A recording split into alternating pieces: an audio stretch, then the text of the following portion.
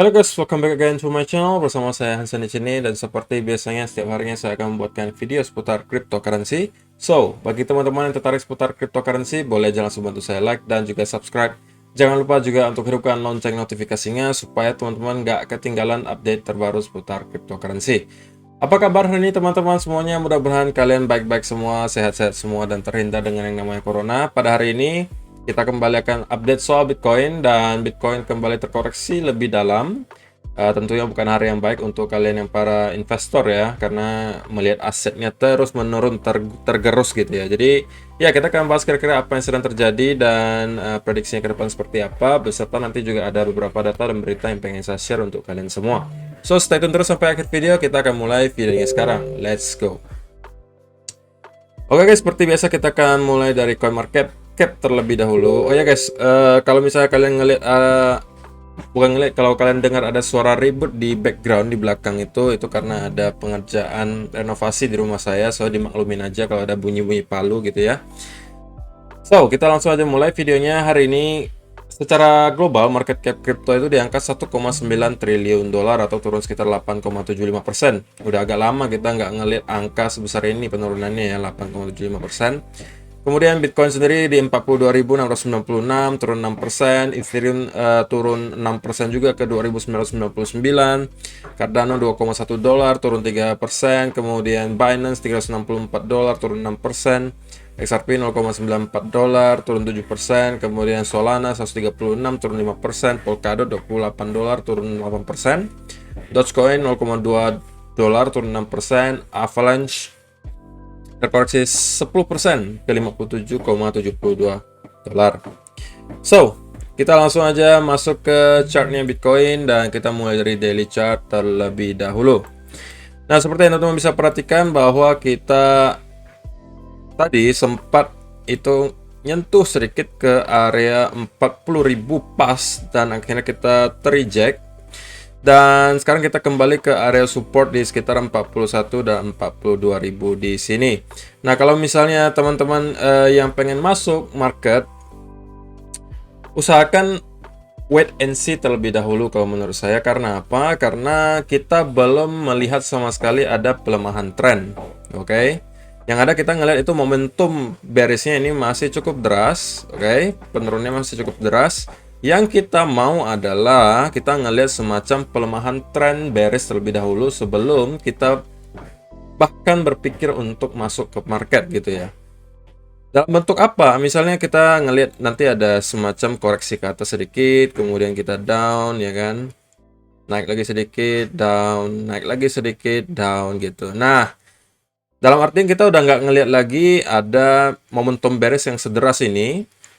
Kita mungkin masih bisa merangkak turun, tetapi kita harus melihat ada pelemahan tren bearishnya. Oke? Atau bentuknya nggak perlu juga seperti ini. Misalnya kita juga masih naik sedikit, drop lagi, ya kan? Naik sedikit lagi, drop lagi. Nah, dari sini mungkin baru kita, oh, sepertinya momentum bearishnya sudah mulai berkurang, dan kita mungkin bisa start untuk mencari setup gitu ya. Tetapi itu pun harus dengan kewaspadaan yang tinggi ya guys, karena banyak sekali yang bertanya ya tadi pagi ke saya, kok jadi udah aman belum masuk sekarang, ini udah aman belum? Kalau saya pribadi, saya lebih prefer sekarang wait and see dulu, dan saya pengen melihat dulu bukti bahwa para pembeli ini udah mulai pada masuk lagi, dan para bearish ini udah mulai berkurang, atau para penjual udah berkurang dan para pembeli udah mulai banyak lagi. Nah, itu yang pengen saya lihat. Lalu cara ngelihatnya gimana? Nah, mungkin kalau misalnya teman-teman bingung dengan penjelasan saya tadi, nah saya pengennya tuh ngelihatnya yang seperti ini nih guys nih. Ketika kita down, kemudian kita down lagi, ini momentum bearishnya masih cukup deras. Nah, ini udah mulai berkurang tuh, teman-teman bisa lihat. Nah, turun lagi ya kan. Baru habis itu kita naik. Nah, ini kita membuat semacam double bottom. Sering banget kita ngelihat pattern seperti ini, teman-teman perhatikan saja. Kemudian di sini, ops. Sini juga sama, ketika ada koreksi, teman-teman bisa lihat ini momentumnya masih deras, ini juga masih deras. Nah, tetapi di sini udah mulai berkurang tuh. Nah, kalau seperti ini kita baru mungkin, oh, ini sepertinya momentum bearishnya sudah mulai berkurang, dan kita udah membuat pattern reversal misalnya, atau kita udah mampu break dari resistance. Nah, dari situ kita baru mungkin start oh ini kayaknya udah boleh masuk lagi gitu. Nah sama di sini juga teman-teman bisa lihat kalau di sini memang momentumnya nggak terlalu deras ya. Jadi kita penurunan tapi ya pelan-pelan aja seperti ini dan akhirnya kita naik lagi ke atas. Jadi saya pengen ngelihat itu sih guys. Pengen ngelihat ada semacam pelemahan momentum bearish dulu sebelum saya berpikiran untuk mencari setup lagi. Tentunya walaupun nanti sudah ada terlihat pelemahan trend bearish, oke. Katakanlah kita di sini udah mulai merangkak turun ya kan. Baru naik lagi. Nah, kita juga perlu konfirmasi berikutnya, guys. Konfirmasinya apa? Banyak sekali yang bisa kalian lakukan. Salah satunya mungkin kalian tarik trendline di sini, ya kan? Tarik trendline di sini. Nah, kalau misalnya kita break di sini dengan momentum yang kuat ya, guys. Dengan momentum yang kuat, jangan kita naiknya juga ngerangkak seperti ini karena itu agak ngeri juga. Bisa jadi kalau seperti ini modelnya, itu adalah koreksi dari impulsive move di sini. Dan kita down lagi. Jadi kita harus juga ngelihat price actionnya seperti apa. Kalau misalnya kita melihat ada momentum yang cukup deras, oke, katakanlah kita di sini merangkak lagi, misalnya di sini, ya kan, down lagi di sini ya kan. Nah, habis itu kita misalnya mempunyai momentum yang deras ke atas, breakout, kemudian kita konsolidasi di atas. Nah, dari situ kita baru mungkin mencoba cari setup untuk buy. Jadi untuk sementara, kalau misalnya teman-teman yang memang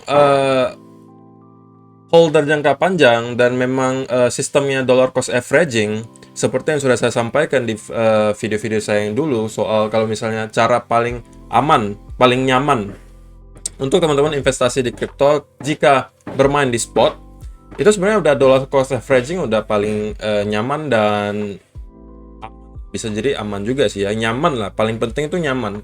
Nyamannya kenapa? Kalau kalian dollar cost averaging, kalian itu nggak pernah pusing gitu loh, nggak pernah pusing dalam artian apa? Harganya naik kalian syukur, harganya turun juga kalian syukur. Kenapa bisa begitu? Kalau misalnya kalian dollar cost averaging, katakanlah kalian beli setiap minggu, dicicil dan dicicil, kalau harga naik kan berarti kalian cuan, disyukuri dong, ya kan? Sebaliknya kalau harganya drop parah, kalian juga senang. Kenapa? Kalian cicilnya nanti dapatnya di harga lebih murah. Karena endgame-nya kita tahu bahwa Bitcoin ini nanti akan naik lagi. Nanti akan masuk lagi ke all time high, bahkan melewati all time high. Cuma pertanyaannya kapan saja itu kan? Kapan aja melewati all time high-nya? Nah, kalau kalian sistemnya dollar cost averaging, kalian tuh paling nyaman, udah nggak perlu pusing, nggak perlu kalian bahas, wah ini ada isu Evergrande lagi, kemudian ada isu tapering, ya kan? Banyak banget yang bisa ngebuat Bitcoin ngelihat short term correction.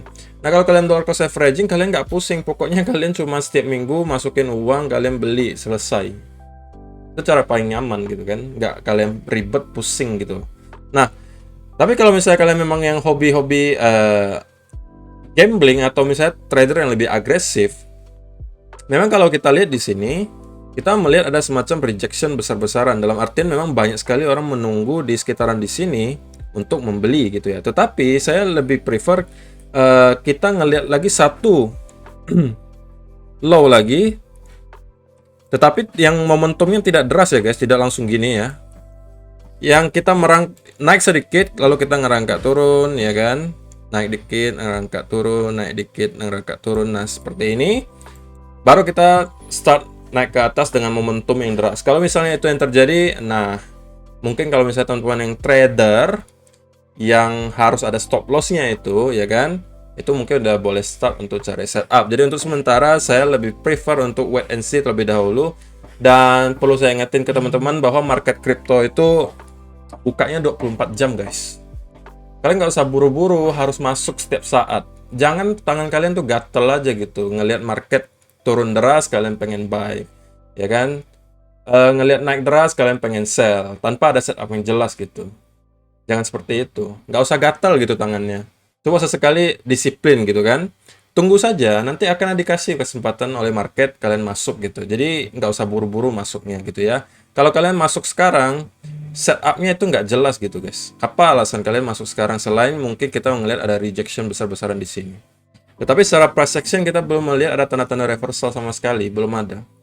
Jadi agak sulit bagi kita untuk langsung masuk sekarang karena kalau kalian hoki ya bisa jadi langsung naik kalau hoki ya kan. Tapi kalau kalian masuk di sini kalian nggak pasang stop loss lalu kita down lagi,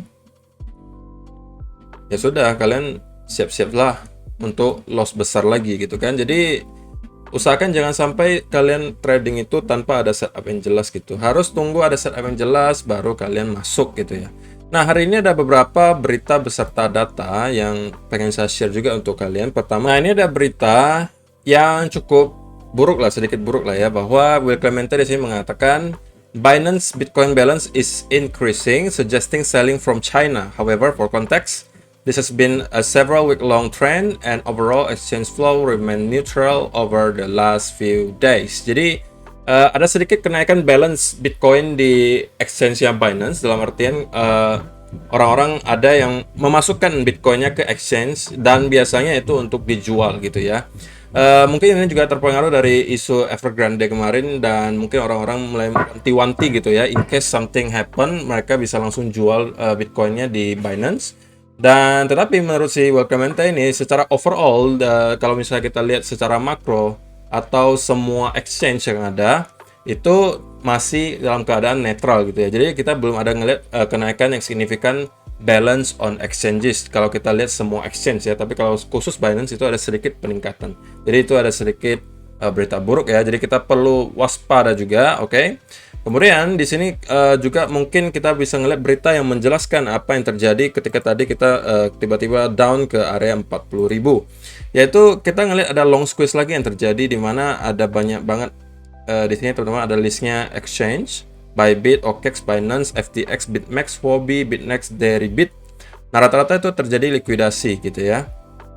Dan kebanyakan itu likuidasi long atau terjadi semacam long squeeze lah gitu ya. Dan ada sekitar 460 juta dolar yang terlikuidasi. Sedangkan short itu hanya 31 juta dolar. Mudah-mudahan kalian tidak termasuk salah satu yang di sini ya, yang terlikuidasi. Karena mungkin saya udah sering juga pesan bahwa kalian kalau trading itu satu-satunya yang bisa nyelamatin kalian itu hanya stop loss. Ya kan? Kalau kalian trading tidak ada setup, tidak ada stop loss, nah ini mungkin kalian nanti akan masuk salah satu dari ini. Cepat atau lambat, guys. Jadi mulai sekarang disiplin gitu ya. Stop loss harus ada kalau trading dan jangan masuk kalau tidak ada setup. Harus disiplin, harus konsisten. Nah, kalau misalnya kita ngelihat Crypto Fear and Greed Index over time-nya, per hari ini kita dalam keadaan fear gitu, udah 27. Kalau misalnya kita ngelihat ada penurunan lagi dalam 1-2 hari ke depan, maka kemungkinan kita udah akan masuk lagi ke area extreme fear yang biasanya ya guys, itu adalah area yang baik untuk start mulai akumulasi gitu. Tetapi itu pun harus dengan ada alasan yang jelas gitu, karena sekarang ini banyak sekali isu-isu yang simpang siur gitu guys. Banyak sekali orang bahas soal Evergrande yang nanti akan berpengaruh gitu ya. Kemudian juga nanti ada isu soal tapering yang tanggal 22 besok ya kalau nggak salah akan dibicarakan oleh Jerome Powell. Tetapi itu kan semuanya isu ya guys, isu. Dan itu belum benar-benar terjadi. Tapering itu belum benar-benar terjadi guys, tapi diisukan akan terjadi gitu ya. Itu harus dibedakan, diisukan akan terjadi, belum benar-benar terjadi. Jadi bisa jadi besok masih Jerome Powell bilang, oh, tapering masih akan ditunda. Nah, kalau itu yang terjadi, bisa jadi kita akan ngeliat semacam rally di kripto. Dan juga kita ngeliat ada dump ya, yang terjadi di stock market US. Itu juga yang salah satu yang menyebabkan hari ini atau beberapa hari terakhir itu kripto juga ikut tergerek turun ya. Karena juga ada dump besar-besaran dari stock marketnya US, dan banyak sekali yang memprediksikan stock market ini kalau nggak tahun ini, tahun depan itu akan masuk bear market gitu. Dan kalau misalnya itu terjadi, ya pastinya juga bisa jadi berdampak buruk lah ya pada cryptocurrency, karena kalau kita lihat secara chart memang sedikit banyak itu stock market US berkorelasi dengan pergerakan harga kripto. Jadi kita pastinya nggak pengen itu terjadi. Cuman overall ya selama kita konsisten dan disiplin harusnya tidak ada masalah guys. Kalau misalnya kalian trading, usahakan stop loss harus selalu ada, ya kan? Kalian mau masuk dimanapun terserah. Kalian suka gambling mau masuk sekarang juga terserah. Cuman pesan saya satu aja, stop loss itu harus ada guys. Kalau kalian nggak ada stop loss, kalian mau masuk dimanapun, likuidasi itu menanti Anda gitu. Oke, kecuali kalian spot. Kayak kalau kalian spot, kalian juga pengen cicil, ya boleh-boleh aja gitu kan. Kalau kalian spot kan intinya kalian pengen long term hold gitu kan. Kalau mau cicil di sini nggak masalah. Turun lagi ya cicil lagi, turun lagi ya cicil lagi. Paling simpelnya seperti itu guys. Jadi kalian kalau yang spot sebenarnya nggak usah pusing sih. Kalau saya juga saya ada hold spot, saya nggak pusing sama sekali. Kalau turun ya udah tinggal beli lagi gitu. Ya kan? Cuman kalau misalnya kita lihat secara price action memang kita belum melihat sama sekali ada tanda-tanda kita untuk reversal. So kita masih perlu wait and see dulu apalagi nanti yang bisa dilakukan oleh market. Kalau misalnya kita ada ngelihat tanda-tanda reversal baru mungkin kita cari setup untuk masuk lagi. Oke? Jadi itu aja untuk hari ini. Terima kasih yang sudah menonton sampai selesai. Semoga bermanfaat video kali ini dan ya kita akan bertemu lagi di video yang berikutnya. Bye bye.